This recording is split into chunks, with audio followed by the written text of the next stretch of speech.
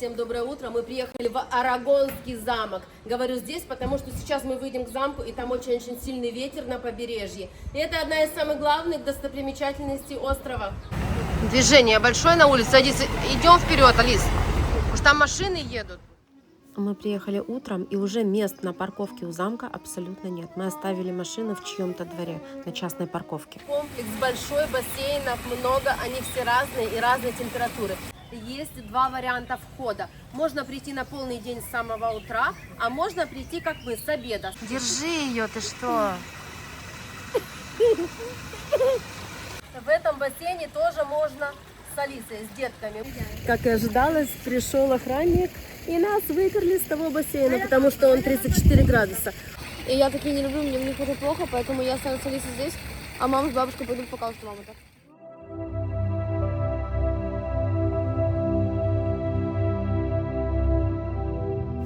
Это такое развлечение для меня. Детям сюда нельзя, мама не любит. О детях маленьких нет такой строгости, как в садах Посейдона. И Алисе разрешили вместе с нами сидеть на шезлонгах от других бассейнов и не выгоняли ее прям совсем оттуда. Здесь все магазинчики сувенирные, абсолютно вся продукция, керамика и это лимоны. Искья – остров лимонов, лимонных деревьев и тарелки, стаканы, осторожно, различные кувшинчики. В общем, очень много всего и все с лимонами. Найдите Алису. Очень много вот таких красивых магазинчиков встречается.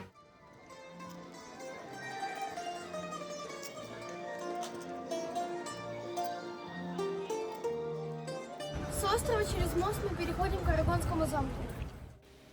Арагонский замок расположен на островке. На протяжении веков замок был крепостью и убежищем для наблюдения за врагами и укрытия от вторжений. Он соединен каменным мостом с древней деревней Сельса, ныне известной как Искья-Понте. Островок, на котором стоит замок, произошел в результате извержения вулкана, произошедшего более 300 тысяч лет назад. В конце XVI века в замке находилось 1892 семьи, монастырь бедных клер, аббатство василианских монахов Греции, епископ с главой и семинарией, князь с гарнизоном и 13 церквей.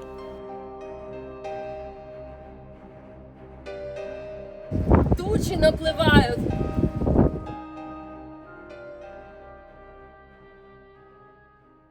Вот так выглядит территория всего замка, она довольно большая.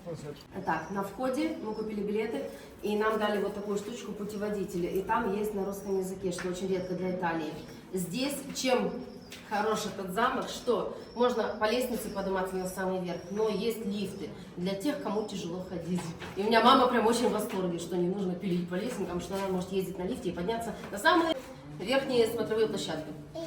До 9 лет билет бесплатный, от 10 до 18 лет билет стоит 6 евро, и полный билет, вот как для мамы, для бабушки, стоит 12, и если какой-то студенческий счет, там вроде бы 10 будет. Да, там тоже были скидки. Ну идем.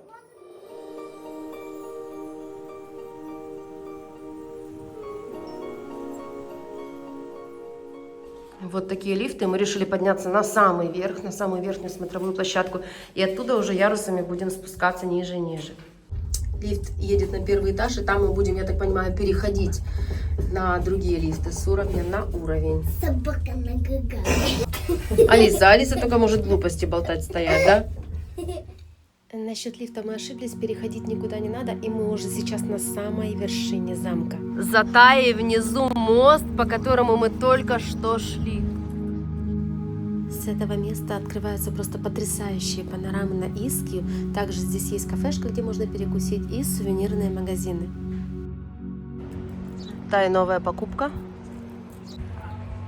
Сегодня пасмурно, тучи натягивает. Это самая лучшая погода, чтобы гулять по Арагонскому замку. Территория Арагонского замка очень большая, хотя с виду так не кажется. Мы с вами спустимся с вершины вниз, будем спускаться ярусами и покажем вам весь замок.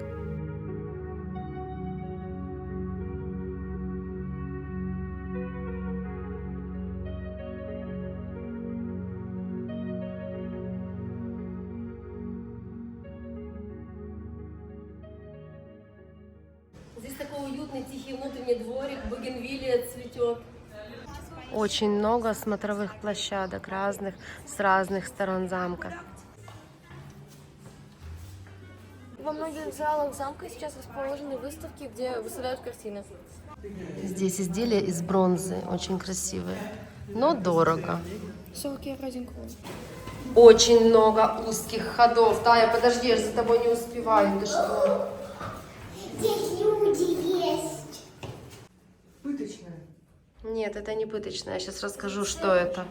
Это комната монахинь. Когда они умирали, их тела рассаживали на эти места, и они здесь сидели и разлагались бесконечное количество времени, а других монахинь живых заставляли здесь на полу рядом с ними молиться, чтобы они чувствовали гниение плоти, и чтобы они знали, что смерть это не страшно, и чтобы нормально относились к смерти. Вот такую дикость я прочитала в интернете про это место. И здесь, ну, конечно же, энергетика тяжелая. А здесь тупик. Тупик, столько этих коридоров узких. А мы здесь везде пройдемся. Постараемся.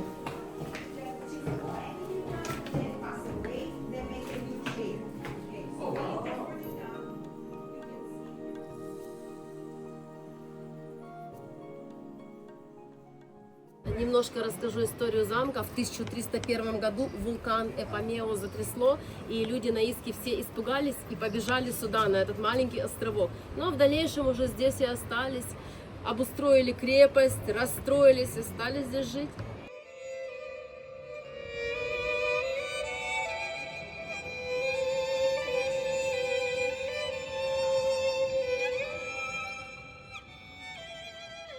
Во времена испанского владычества Искью начали одолевать пираты. И в 1441 году герцог Альфонсо Арагонский достроил здесь все, построил мост между островами, укрепил стены, сделал очень-очень много дополнительных залов.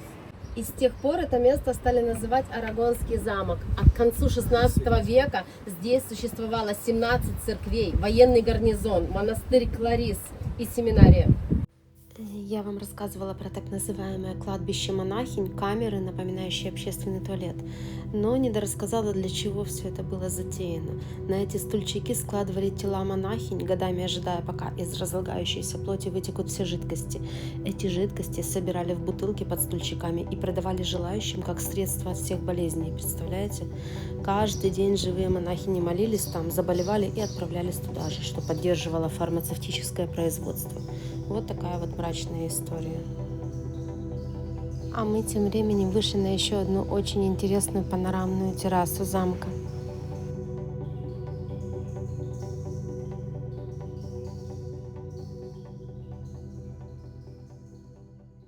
Очень много всяких спусков, переходов, лесенок. Для меня лично это один из самых красивых замков, в которых мы были за последние несколько лет. Конечно же, из-за его панорамных площадок и видов на остров.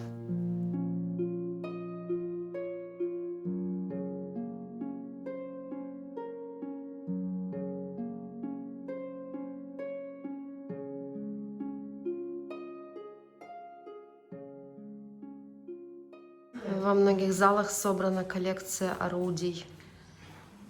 Очень много картин, большое количество. Вот это щит принца. Щит принца, да? Да.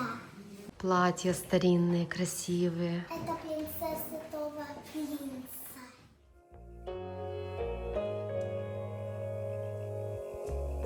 К концу 18 века пираты поуспокоились, и люди отсюда начали потихоньку возвращаться обратно на остров Иски. Здесь какое-то время была тюрьма, а сейчас здесь именно музейная часть. Масштабы, конечно, замка поражают. Здесь такие своды высоченные просто. Маленький совет от нас. Допустим, вы, как и мы, приехали на Иски ради термальных источников и пляжей. Но в какой-то день вам не нравится погода, пасмурно, мрачно, дождь накапывает. Именно вот такой день я бы выбрала для посещения Арагонского замка. Очень большую часть территории замка занимают различные подземные ходы, залы, вот такие вот переходы, поэтому дождь здесь абсолютно не страшен, как по мне. Мы уже потихонечку двигаемся на выход, так как у нас сегодня важный день. Мы переезжаем с нашей виллы на Иске в отель, который покажем вам в следующем выпуске. Сразу выйдя с моста, мы попадаем вот в такой небольшой центр сувенирных магазинчиков. Здесь их сотни просто с разной продукцией.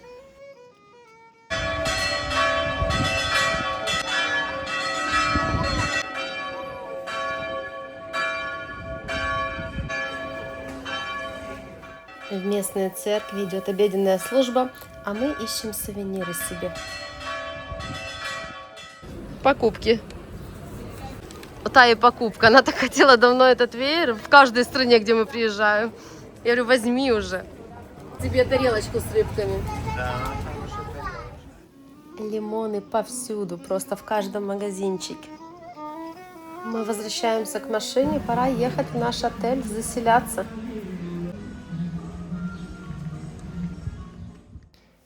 Искья довольно маленький остров, и если вы на машине, буквально 20-30 минут, это максимальное расстояние, чтобы проехать из одного конца острова в другой. Наша вилла предыдущая находилась в Форио, и наш отель, в котором мы сейчас будем жить, он также в Форио, просто на берегу моря. До встречи в следующем выпуске.